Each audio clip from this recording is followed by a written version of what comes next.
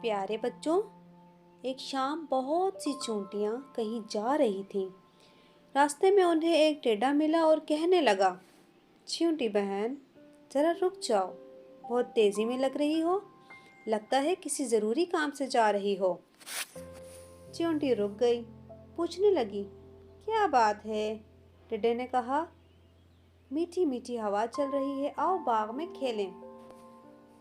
چیونٹی نے کہا، میں کیسے کھیل سکتی ہوں؟ مجھے دانے اکٹھے کرنے ہیں۔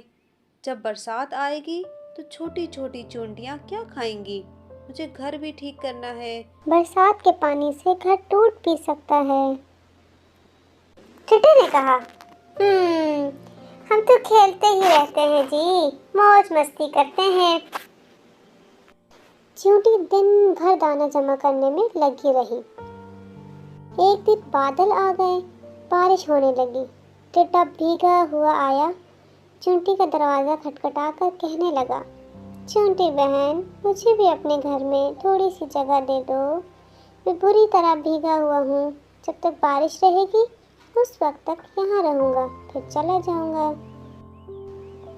چیونٹی بولی، بھائی ٹڈے، معاف کیجیے گا، سارا سال تو آپ نے کام کاج نہیں کیے کوئی، نہ ہی اپنا گھر بنایا اور نہ مشکل وقت کے لیے کچھ اناج جمع کر کے رکھا۔ میں مدد نہیں کر سکتی آپ کی، جو سستی کرے اس کی سزا یہی ہے۔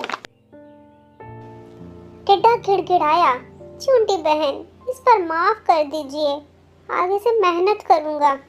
چیونٹی نے ٹڈے کو گھر میں جگہ دی، اسے کمبل اوڑھایا، ٹڈے کے لیے گرما گرم سوپ بنایا اور اسے اپنے ہاتھوں سے پلایا۔ ٹڈا بہت شرمندہ ہوا۔ ٹڈے نے عہد کر لیا کہ آئندہ سے میں محنت کروں گا، سستی اور کاہلی سے بچوں گا۔